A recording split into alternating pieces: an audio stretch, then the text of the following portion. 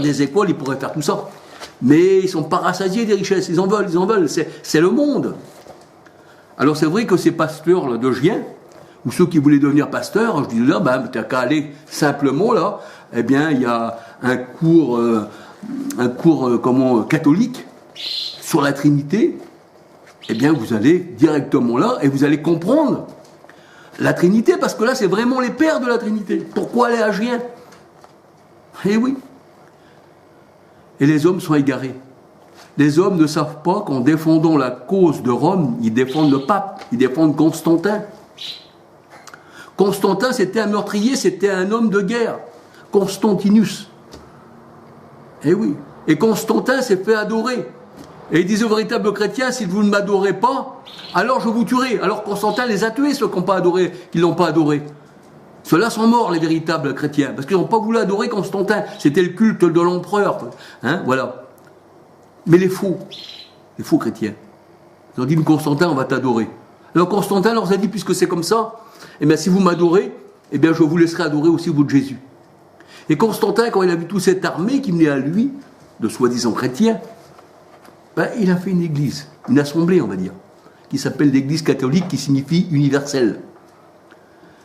Et cette église catholique universelle, qui n'était plus l'église du Seigneur, qui avait tué les véritables chrétiens par Constantin, de là est sorti les protestants. Donc les protestants sont sortis de ces assassins. Et les protestants aussi se sont massacrés avec les catholiques. Il y a eu la guerre des religions. Qui ensuite, après, ces protestants qui ont protesté, sans vouloir protester, parce qu'ils ont gardé cette trinité catholique, eh bien après ils se sont encore divisés, parce qu'ils ont protesté entre eux. Parce que c'était vraiment des protestants. Parce qu'après ça, il y a eu les baptistes, les anabaptistes, les assemblées de Dieu, les armées du salut, et j'en passe. Et où? Et même entre eux, ils ne sont même pas d'accord. Mais tout en n'étant pas d'accord, ben, ils font l'œcuménisme, c'est-à-dire toutes les églises ensemble, parce que nous avons un seul Dieu. Alors on voit dans toutes ces églises, eh bien, plein de gens qui se rassemblent et qui se tiennent la main. Le Seigneur, il dit qu'il y a-t-il entre les ténèbres et la lumière? Mais en vérité, dans toutes ces religions, il n'y a aucune lumière. Ce n'est que ténèbres. C'est normal que les ténèbres se rassemblent et qu'ils se liguent tous ensemble. Ils ont un seul Dieu, c'est vrai, eux. Et ça, c'est vrai. C'est le Dieu de ce monde. Et oui, ce Dieu de ce monde qu'ils ont divisé en plusieurs dieux. Alors chacun croit sa divinité comme il l'entend. On parle aux gens, ils disent, ah ben moi, je fais mon Dieu à ma manière.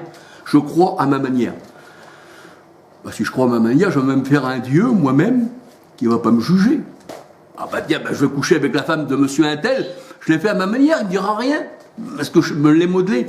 Le Seigneur, il dit, c'est selon ton imagination que tu as imaginé ces choses-là. Tu as même fait tes idoles à ton image. Elles te ressemblent, l'idole. Tu es mort. Laisse les morts enterrer leurs morts. Et réveille-toi d'entre les morts, il dit le Seigneur. Le monde entier est mort, Dieu l'a jugé. Et l'idole, elle est morte. Vous savez qu'une idole, c'est un bout de bois. C'est une pierre. C'est matériel. Et l'homme, selon son imagination, dit, tiens, je vais lui faire des yeux comme ça. Je vais lui faire des oreilles comme ça. Et je vais bien la tailler pour qu'elle attire les yeux. Alors c'est plus la parole de Dieu, elle dit on vit par la foi, on ne vit pas par la vue. Mais là, il faut qu'il voit l'idole. Et quand il voit l'idole, ben, il se prosterne devant l'œuvre de ses mains. Mais le Seigneur a dit, ne dirait pas que j'ai la fausseté en main. C'est pas devant un bout de bois que je me mets devant. Avec le même bout de bois, j'aurais pu faire une porte. Avec la même pierre, j'aurais pu faire un WC. Eh oui. Mais le Seigneur dit, elles ont des yeux, ces statues, qui ne voient pas. Mais toi, tu es mort, tu es comme eux, tu ne vois pas que c'est une statue. Tu as des oreilles, tu vois bien que la statue n'entend pas, tu lui ressembles. Le Seigneur dit dans sa parole.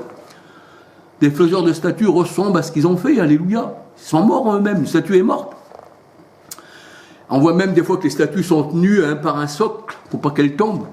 Et imagine-toi que ces statues que tu adores tombent par terre et qu'elles soient réduites en poudre.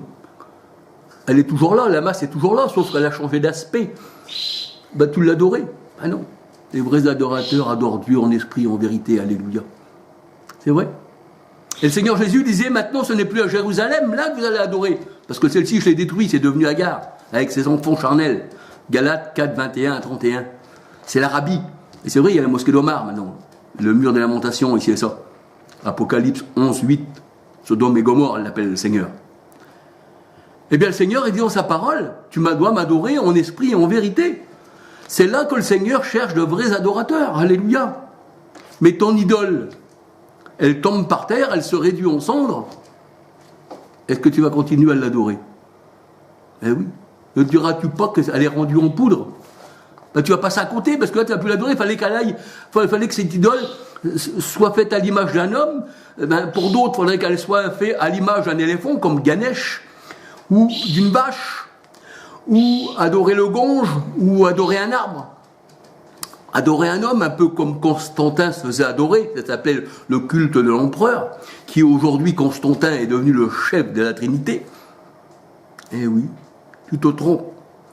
Le Seigneur est dit, retrousse chemin, refais demi-tour, parce que là, tu luttes. Vous savez, on prend une personne qui est à vélo. Si elle a le vent dans le dos, elle n'a pas besoin de pédaler beaucoup. Le vent la pousse. Mais si elle se met contre le vent, surtout qu'aujourd'hui les vents sont forts, c'est très dur. La parole de Dieu nous dit que Dieu ne change pas. Il est un vent, le vent de l'esprit. Le Seigneur Jésus disait dans sa parole, dans Jean 3, versets 3 à 8, le vent souffle où il veut. Tu n'en sais d'où il vient, tu ne sais d'où il va. Il n'en est ainsi de tout homme qui est né de l'esprit. Donc l'esprit, c'est le vent. Mais le vent ne change pas.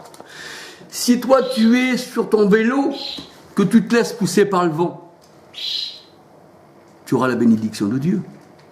Mais si tu luttes contre le vent, tu auras à pédaler. Mais le vent, lui, n'a pas changé de direction.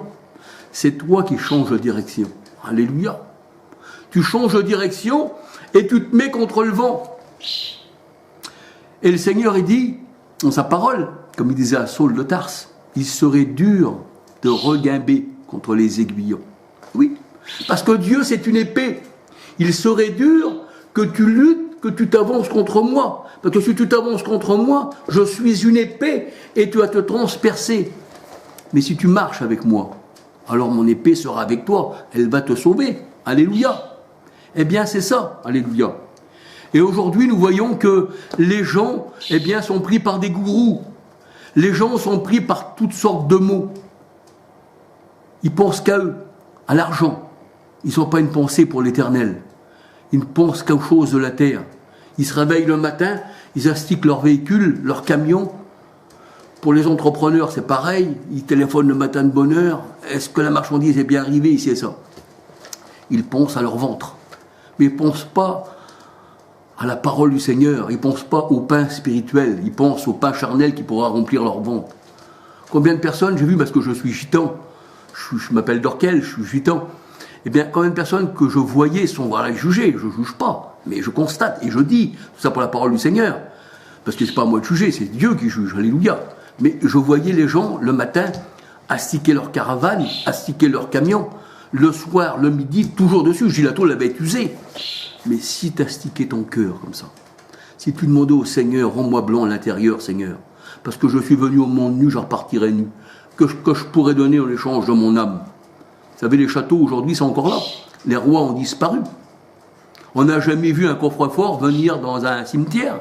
Et même si encore le coffre-fort serait dans ma tombe, qu'est-ce qu'il pourrait faire pour moi? Que donneras-tu en échange de ton âme? On n'achète pas Dieu, alléluia. La seule chose, c'est d'être avec le Seigneur. La seule chose, c'est d'être un avec le Seigneur. Alléluia. C'est ce qui compte, c'est là. Parce que là où est ton cœur, il est le Seigneur. Là aussi sera ton trésor. Vous savez, tout dépend du cœur, comme je disais tout à l'heure. C'est pour ça que le Seigneur, il dit, il faut qu'on soit circoncis de cœur. C'est au niveau de la pensée, la nouvelle alliance. C'est pour ça qu'elle est spirituelle. Et c'est pour ça que la parole de Dieu, elle dit que les faux prophètes ont la fléchissure dans leur cœur. Hein, c'est pour ça que leur cœur est égaré.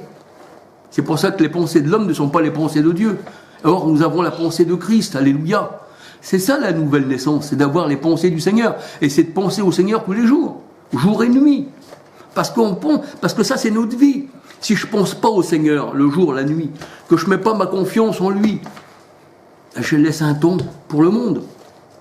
Et le monde, ben c'est un peu ce que vous pensez, vous. À l'envers, ça fait quoi, le monde? Puisque vous le pensez, c'est pour vous, ça. C'est des mots. Ah oui. une chose qui n'existe pas. Pour le Seigneur, le monde n'existe pas. Vous savez qu'un dragon n'existe pas. Et pourtant, le Seigneur, il dit le grand dragon. La flamme du grand dragon. Il enflamme les traits enflammés du malin. Et le malin, c'est qui? C'est l'homme. Comme la parole de Dieu, elle dit, vous avez vu la bête, eh bien, dans Apocalypse 17, verset 11, eh bien, la bête, la Bible, elle dit, la parole de Dieu nous dit, eh bien, c'est des rois. Et oui, les cornes, tout ça qu'on trouve dans la parole de Dieu, ce sont des rois. Même les montagnes, ce sont des rois. Le Seigneur, il parlait en parabole. Et il disait à ses disciples, vous vous a été donné de connaître les mystères du royaume des cieux. Mais pour le monde, je parle en parabole. Je parle en sens caché. Afin qu'ils aient des yeux pour voir, ne voient point, les oreilles pour entendre et n'écoutent point. Mais vous connaissez ces choses-là, alléluia. Alors ce que je veux dire aujourd'hui, je parle simplement. Peut-être que cette vidéo, il y aura du monde qui la verra, peut-être qu'il y en a qui vont aussitôt appuyer pour pas voir, ou mettre de côté, j'en sais rien, Dieu seul le veut. Mais moi, il m'a semblé bon de mettre sur ces choses-là, sur ces, comment on appelle ça, ces courants sociaux, eh bien, mettre la parole de Dieu, alléluia, pour faire profiter de ce que Dieu a mis dans mon cœur. Mais maintenant, chacun est libre de regarder ou d'éteindre. Et chacun reprendre lui-même. Moi, je ne suis qu'un homme. Je parle simplement. Je ne suis pas là pour me faire admirer, parce que je ne suis pas, voilà. Je ne suis pas un homme au-dessus des autres hommes, je suis un homme parmi tant d'autres. Un arbre parmi la forêt, alléluia. Vous comprenez? Maintenant, c'est vrai que si je voulais me faire admirer, je ne chercherais pas la parole du Seigneur. J'essaierais d'inventer une religion. Et je deviendrai un gourou, un peu comme le temple solaire, un peu comme toutes les sectueuses, où c'est que le gourou a parlé et tout le monde se tue. Une fois, j'ai vu un homme qui portait une croix. Mais la croix, elle faisait facilement au moins 3 mètres. Mais assez lourde, elle faisait au moins pas moins de 20 kilos. Et j'ai vu cette croix sur le bord de la route avec un sac à dos. Et je me dis, mais elle a abandonné cette croix-là avec ce sac à dos, qu'est-ce que ça fait là? Et 2 minutes après, j'ai vu un homme qui venait. Il me dit bonjour. Je dis oui, bonjour, oui. Ben, il dit j'étais chercher mon chien, il est parti. Mais je dis c'est à vous cette croix? Ben, il me dit oui, il faut que je l'emmène à Rome. Ah ouais. Mais je dis ça doit être lourd pour vous, c'est un fardeau. Ah non, il dit il faut que je la mette au pied du pape. Ah oui. Mais vous savez, quand le Seigneur Jésus est venu, il a dit qu'on portera sa croix. Mais la croix, c'est les choses du monde, c'est les souffrances que le monde peut nous donner, c'est la croix. Vous voyez, ça nous abat tout ça. On est dans le monde, on n'en fait pas partie, mais on aura des tribulations dans le monde. Et le Seigneur Jésus disait, si on m'a haï, aussi vous serez haïs. Mais la croix, c'est une idole. C'est une chose que le Seigneur Jésus a vaincue. Le bois maudit, la parole de Dieu nous dit. Mais lui dit non, non. Moi, je trouvais bon d'emmener cette croix au pied du pape. Plus mon sac à dos, bien sûr. Donc regardez les kilomètres qu'il avait fait cet homme, mais il n'était pas encore arrivé à Rome, hein, puisque moi j'étais dans le Midi, vers Narbonne. Et pour arriver à Rome, il y avait encore pas mal de temps. Imaginez-vous cet homme-là, qui se donnerait la peine pour suivre le Seigneur, mais dans une facilité incroyable. Le Seigneur a dit, mon fardeau est léger, venez à moi vous tous qui êtes fatigués et chargés. C'est une liberté totale, il n'y a aucun effort, rien, Dieu a tout fait. Le Seigneur a dit, la table est prête, j'ai appelé aux noces, mais il y en a qui étaient discrets, il y en a qui voulaient à leurs chevaux, parce qu'en ce temps-là, il y avait des chevaux, il y avait des bœufs. L'autre, il voulait regarder ses terrains, l'autre sa maison. Mais chacun était occupé. Et aujourd'hui, c'est ce que c'est. Chacun lave sa camping, son camion. L'autre, il regarde sa maison. L'autre, c'est son entreprise. L'autre, il dit, moi, je regarde là-bas, si l'homme-là, il n'est pas malade. Parce que s'il est malade aujourd'hui, il ne pourra pas faire le travail, là. Ça, c'est chez Charnel, ça. Il travaille pour son ventre, pour la chair. C'est en vain que l'homme s'agite, la parole de Dieu nous dit. Mais tout ça, ça va disparaître. Vous savez, vous négligez l'éternité au profit d'une étincelle de vie. Parce que votre vie, c'est une étincelle par rapport à l'éternité. Eh oui. Je regardais dans la parole de Dieu, Moïse, eh bien, il avait été institué en Égypte. C'est vrai.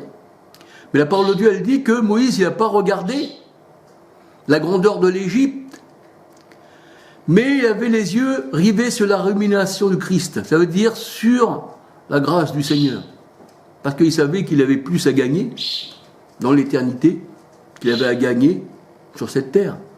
Mon royaume n'est pas de ce monde. Et vous voulez bâtir ici. Et vous dites qu'ici vous êtes bien.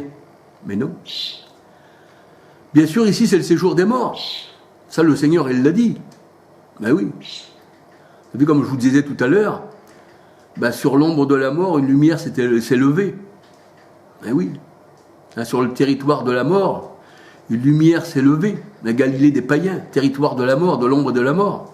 Donc le Seigneur, il dit que ça, c'est l'ombre de la mort. Et quand je marche dans l'ombre de la mort, le psaume 23 nous dit, je ne crains rien, parce que ton bâton et ta houlette me rassurent, alléluia.